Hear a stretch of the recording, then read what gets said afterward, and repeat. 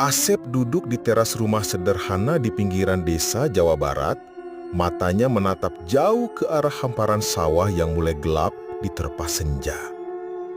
Suasana desa yang tenang dan tradisional terasa damai, tapi hatinya bergejolak. Besok adalah hari pernikahannya dengan Ningsih, perempuan dari desa sebelah yang selama ini dikenal pendiam dan misterius. Ia mengenang bagaimana mereka bertemu. Saat Asep membantu Ningsih membawa kayu bakar di hutan dekat desa, ada sesuatu dalam senyum lembutnya yang membuatnya yakin. Keluarga dan tetangga sibuk mempersiapkan segala sesuatunya, dari upacara adat Sunda hingga hantaran yang dihias dengan bunga melati dan janur kuning. Namun di balik itu semua, desas-desus tentang keluarga Ningsih yang penuh rahasia mulai berbisik di sudut-sudut pertemuan warga desa. Ada yang bilang, sebelum menikah, beberapa pengantin perempuan dari keluarga itu pernah mengalami nasib tragis, menghilang tanpa jejak setelah malam pertama. Asep mencoba menepis semua cerita itu, menganggapnya hanya tahayul desa. Ia hanya ingin memulai hidup baru dengan wanita yang dicintainya. Namun malam itu, saat ia melangkah masuk ke rumah pengantin yang sederhana dengan aroma kemenyan tipis menguar di udara, ada rasa dingin yang tak bisa ia jelaskan. Bayangan remang-remang lampu minyak di dinding bambu memperlihatkan wajah Ningsih yang tersenyum, tapi matanya tampak kosong, jauh dari kebiasaannya. Dalam hati Asep, ada bisikan kecil yang memperingatkan sesuatu akan berbeda malam ini. Tapi ia menghela napas, berusaha menenangkan diri. Ini cuma malam pertama, pikirnya. Tapi malam itu segalanya baru saja dimulai. Selamat datang di ruang sunyi. Malam itu, setelah malam pertama yang penuh harap dan sedikit kegelisahan, Asep duduk termenung di ruang tamu rumahnya. Lampu minyak kecil di sudut ruangan berpendar lembut, melemparkan bayangan yang menari-nari di dinding bambu. Ningsih, pengantinnya, sudah tertidur di kamar, tapi sesuatu dalam dirinya belum bisa tenang. Saat matanya mulai terpejam, langkah pelan terdengar di lorong kayu. Awalnya, Asep mengira itu suara kakinya sendiri yang bergeser, tapi langkah itu berulang, jauh lebih jelas, berirama seperti seseorang berjalan pelan menuju kamar mereka. Hatinya berdegup kencang. Ia membuka mata, menahan napas. Suara itu berhenti tepat di depan pintu kamar pengantin. Tapi saat ia mengintip, tak ada siapapun. Apakah aku sudah mulai gila? Pikir Asep, meremas tangan sendiri. Ia menutup pintu kamar dan berusaha mengabaikan suara itu, mencoba meyakinkan diri bahwa itu hanya ilusi malam hari, mungkin angin yang masuk lewat celah-celah rumah tua. Namun, ketika ia kembali berbaring, suara bisikan samar mulai terdengar, sulit diartikan, tapi seperti desah halus sebuah nama. Ningsih, Ningsih. Detak jantungnya semakin cepat. Asep bangkit dan menyulut sebatang kemenyan, berharap asap dan aromanya bisa menenangkan suasana. Tapi bau kemenyan yang tipis itu justru membuat udara terasa lebih dingin, menusuk ke tulang. Tiba-tiba, dalam gelap, bayangan sosok perempuan tampak berdiri di sudut ruangan. Wajahnya samar, tapi sosok itu mengenakan kebaya pengantin putih dan siger yang sama seperti milik Ningsih. Asep menahan napas, tak berani bergerak. Dalam sekejap, sosok itu menghilang seperti kabut tertiup angin. Asep jatuh terduduk, kepalanya terkulai, suara napasnya berat. Ia berusaha memahami apa yang baru saja dilihat matanya. Ini bukan mimpi, ini nyata, katanya dalam hati. Keesokan harinya, saat sarapan dengan keluarga kecilnya, Asep mencoba membuka pembicaraan. Ningsih, kamu kenapa semalam? Kamu seperti berbeda, katanya pelan mencoba membaca wajah istrinya. Ningsih hanya tersenyum tipis dan berkata, Mungkin kamu yang terlalu lelah, Sep. Tapi Asep tahu ada yang tak beres. Tatapan kosong Ningsih saat itu seperti melayang ke tempat lain, jauh dari dunia ini. Ia menekan rasa takutnya dan berusaha menguatkan hati. Beberapa hari kemudian, bisikan-bisikan aneh itu makin sering terdengar. Suara-suara yang tak bisa dipahami, terkadang seperti tawa halus seorang wanita, terkadang desahan kesedihan. Asep mulai merasa kehadiran sesuatu di rumahnya, sesuatu yang tak kasat mata. Malam lain saat ia tidur, ia bermimpi lagi. Tapi kali ini, mimpi itu lebih nyata dan mengerikan. Ia melihat Ningsih berdiri di tengah sawah basah, dikelilingi kabut tebal, matanya gelap, kosong, dan mulutnya bergerak tanpa suara. Lalu tiba-tiba, sosok lain muncul, perempuan dengan wajah penuh luka dan mata penuh dendam, menatap lurus ke arah Asep. "Kenapa kau menikahi kami?" Suara perempuan itu berbisik di angin, menusuk kalbu Asep. Asep terbangun dengan teriakan kecil, tubuh basah oleh keringat dingin. Ia memeluk dada bergumam, "Ini bukan nyata, bukan nyata." Namun, kejadian itu mulai mengusik pikirannya. Ia bertanya-tanya, apakah Ningsih benar-benar wanita yang dikenalnya, atau ada sesuatu yang lebih gelap yang menyelubungi diri dan keluarganya. Beberapa tetangga mulai memperhatikan perubahan sikap Asep yang gelisah. Suatu sore, saat Asep sedang duduk di warung kopi, seorang tetua desa, Mang Ujang, menghampiri Asep. "Kumaha Asep? Katinggal teu damang?"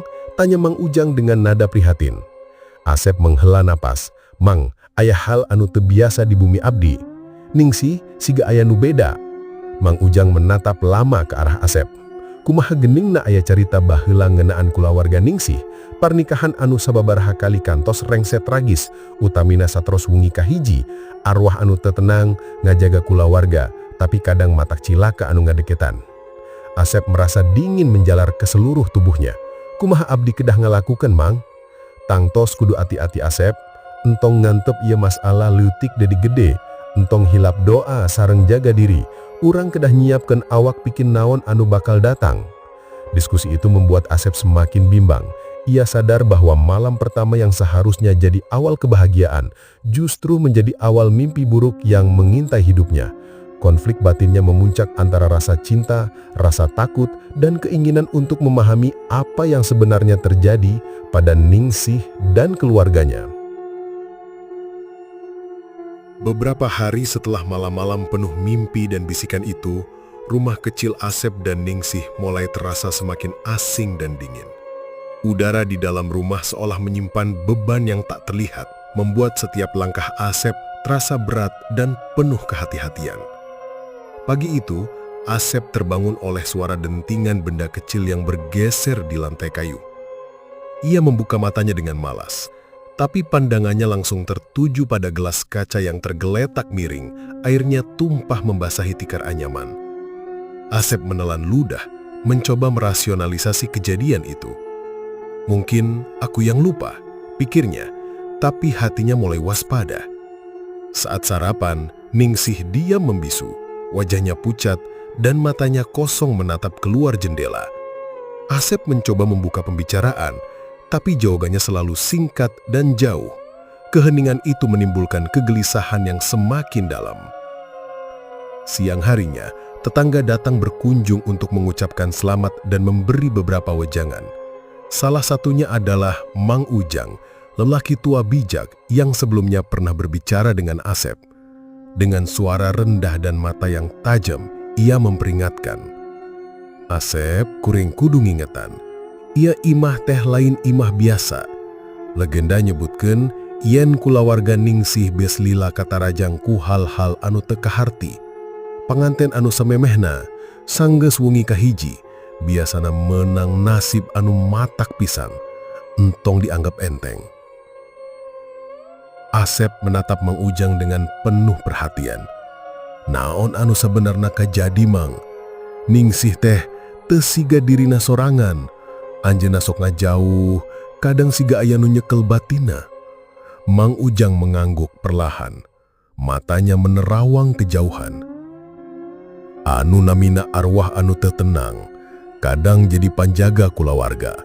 Tapi lamun maranehna teu resep, Maranehna bisa jadi panyiksa. Malam harinya keadaan semakin tidak tertahankan. Suhu di dalam rumah turun drastis. Udara terasa berat dan pengap. Asep mulai mendengar suara bisikan yang semakin jelas. Kali ini seperti peringatan. Di lorong rumah, beberapa benda kecil terjatuh sendiri. Lampu minyak berkedip-kedip seperti berusaha menolak gelap yang kian merayap.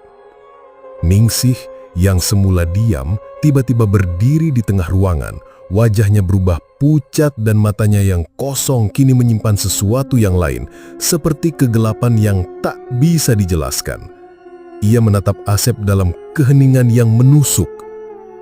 "Asep?" Suara itu keluar serak, berbeda dari biasanya. Asep terpaku, jantungnya seolah berhenti berdetak. "Tolong, aku tidak tahu siapa aku sebenarnya," Ningsih berbisik, suara penuh kesedihan dan ketakutan. Asep mendekat, mencoba menggenggam tangan istrinya, tapi tangannya terasa dingin, bukan seperti biasanya. Rasa takut dan iba bertarung dalam dadanya. "Kamu harus bilang padaku, Ningsih, apa yang sebenarnya terjadi?" Asep memohon, air mata mulai menetes di pipinya yang pucat. Malam itu, Asep kembali terjaga oleh mimpi yang lebih nyata dan menakutkan dari sebelumnya. Ia melihat sebuah keluarga yang duduk di ruang tamu tua. Wajah mereka semua tertutup bayangan kelabu kecuali seorang perempuan muda yang duduk di kursi goyang. Wajah perempuan itu luka parah dan matanya penuh dendam. Ia menatap ke arah Asep dengan tatapan yang menusuk. Dalam mimpi itu, perempuan itu berbisik lirih, "Keluargaku disakiti, aku terkurung di sini, aku menunggu pengantin yang salah." Asep terbangun dengan nafas tersengal, berpelukan dengan tubuhnya sendiri di tengah kegelapan. Ia sadar, malam-malam penuh mimpi buruk itu bukan hanya bayangan kosong, ada sesuatu yang mengikat Ningsih dan keluarganya dengan kegelapan masa lalu yang mengerikan. Keesokan harinya, Asep duduk sendiri di beranda rumah, memandang jauh ke sawah yang berembun. Ia sadar bahwa apa yang terjadi tidak bisa diabaikan lagi. Ia harus menghadapi kenyataan itu meski hatinya penuh ketakutan. Malam ketiga sejak pernikahan itu datang, membawa angin yang dingin dan pekat. Seolah langit ikut meratapi yang akan terjadi. Asep duduk di ruang tamu rumah, mencoba mengusir rasa takut yang semakin menggerogoti hatinya. Namun malam itu, ia tidak bisa berdiam diri. Suasana berubah drastis. Di sudut ruangan, lampu minyak berkedip-kedip. Cahayanya seolah tersedot oleh bayangan yang mengintai. Asep mendengar suara langkah yang berat, bukan lagi langkah kaki manusia biasa, tetapi seperti gemuruh dari dunia lain yang menyusup masuk. Perlahan, pintu kamar pengantin yang tadi malam selalu tertutup rapat itu kini terbuka sendiri, mengeluarkan suara decitan panjang. Dari balik pintu itu, Ningsih keluar. Tapi bukan lagi Ningsih yang dikenalnya. Sosok itu berdiri dengan tubuh yang kaku. Wajahnya berubah menjadi pucat kehijauan dengan mata hitam pekat tanpa putih. Bibirnya retak dan suara yang keluar bukan lagi suaranya, melainkan suara serak dan dingin yang menusuk tulang. "Asep," suara itu bergema dalam rumah yang sunyi. "Kenapa kau meninggalkanku?" Asep terpaku, seakan tubuhnya membeku, matanya membesar. Nafasnya tertahan saat sosok itu melangkah mendekat dengan gerakan yang tidak wajar, seperti boneka yang dikendalikan tali tak terlihat. "Tolong, aku tidak tahu siapa aku sebenarnya," bisik sosok itu. Tapi kali ini, suaranya berubah menjadi tawa getir yang menyayat hati. "Aku terperangkap di antara dunia ini dan yang lain. Aku ingin bebas, tapi kau mengikatku." Asep mundur perlahan, mencoba menghindari bayangan mengerikan yang dulunya adalah pengantinnya. Namun setiap langkah yang ia ambil, rumah seakan mempermainkan dirinya. Pintu dan jendela terkunci sendiri. Suara jeritan samar terdengar dari dinding bambu yang retak. Dalam kepanikan itu, Asep berteriak, "Ningsih, apa ini benar-benar kamu? Apa yang terjadi?" Sosok itu berhenti sejenak. menatap dalam-dalam ke matanya, seolah menunggu jawaban. Namun tak ada jawaban yang bisa Asep berikan, karena hatinya sudah penuh ketakutan dan kebingungan. Tiba-tiba, bayangan lain muncul di sudut ruangan. Bukan manusia, melainkan sosok perempuan muda dengan wajah penuh luka dan tatapan dendam yang membakar. Dia adalah arwah penasaran yang pernah disebutkan Mang Ujang. Tubuhnya transparan, tidak bercahaya, dengan warna kelabu yang pekat. Dia melangkah mendekati Asep dan berbisik, "Keluarga kami sudah lama terperangkap dalam kutukan ini. Pernikahan adalah jebakan. Siapa yang masuk tidak akan pernah keluar tanpa membayar harga yang mahal." Asep gemetar, merasa dirinya seperti mangsa dalam permainan yang tak berujung. "Apa yang harus aku lakukan?" tanyanya dengan suara gemetar. Sosok arwah itu menyemun sinis, "Bertahanlah atau menyerah dan ikut bersama kami." Ketegangan mencapai puncaknya ketika pintu kamar tiba-tiba tertutup keras, memisahkan Asep dari sosok itu. Dalam kegelapan, Asep bisa merasakan nafas berat dan dingin yang menyelimuti tubuhnya. Suara-suara bisikan yang tak terbayangkan terdengar mengerikan, seolah memanggil namanya satu persatu. Dengan keberanian yang tersisa, Asep berteriak dalam kegelapan, "Aku tidak akan menyerah. Aku akan mencari jalan keluar." Malam itu, rumah kecil itu berubah menjadi medan pertempuran antara dunia nyata dan gaib.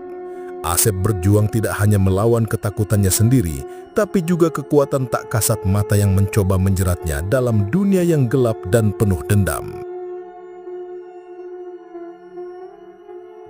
Keesokan harinya, Asep bangun dengan tubuh yang lemas. Matanya sembab akibat kurang tidur dan mimpi buruk yang terus menghantuinya. Rasa takut dan bingung masih membelit pikirannya. Ia tahu sesuatu harus dilakukan sebelum semuanya semakin tak terkendali. Dengan langkah berat, Asep memutuskan mengunjungi Mang Ujang, tetua desa yang pernah memperingatkannya tentang kutukan keluarga Ningsih. Rumah Mang Ujang berada tak jauh dari desanya, di bawah rindang pohon beringin yang usianya sudah berabad-abad. Sesampainya di sana, Asep disambut dengan pandangan tajam dan tenang dari Mang Ujang. "Asep, kadieu," kata Mang Ujang sambil mengajak masuk ke dalam rumah kayu sederhana. Asep mulai menceritakan semua kejadian aneh yang dialaminya. Suara bisikan di malam hari, sosok perempuan yang muncul, perubahan sikap Ningsih dan mimpi-mimpi yang membuatnya tak bisa tidur. Mang Ujang mendengarkan dengan seksama, sesekali mengangguk. Kuring nyaho, ia lain perkara biasa. Ia mangrupa pangaruh arwah anu teu bisa lepas, anu kadang disebut makhluk jadian atau penunggu. Maranehna teu biasa ditinggalkan, apalagi lamun aya hubungan pernikahan anu jadi ikatan goib. Asep menghela napas panjang. Jadi ada cara untuk menghentikan ini. Aku harus apa? Mang Ujang memandang Asep dengan serius. Aya ritual anu kudu dilaksanakan. Ieu ritual henteu gampang. Priyogi niat jeung kaberanian anu kuat. Upacara kudu nyertakeun kemenyan, doa-doa tradisional, jeung pangorbanan letik pikeun ngahinakeun arwah anu terus ngikat. Asep terdiam sejenak, mencoba mencerna semuanya. Apa aku bisa melakukannya sendiri? Mang Ujang tersenyum tipis. Sanes sorangan, urang bakal dibantu keluarga anu yakin. Tapi ingat Asep, sagala ritual kudu dihormat jeung dilaksanakeun sesuai aturan. Mun aya salah, arwah malah tambah marah. Malam harinya, Asep kembali ke rumah dengan pikiran berat. Ia mulai menyiapkan perlengkapan untuk ritual. Kemenyan, bunga melati, air suci, dan kain putih. Ningsih duduk di pojok kamar, diam tanpa ekspresi. Matanya yang kosong tetap menatap jauh. Ketika Asep menyalakan kemenyan, asapnya menyebar pelan ke seluruh ruangan.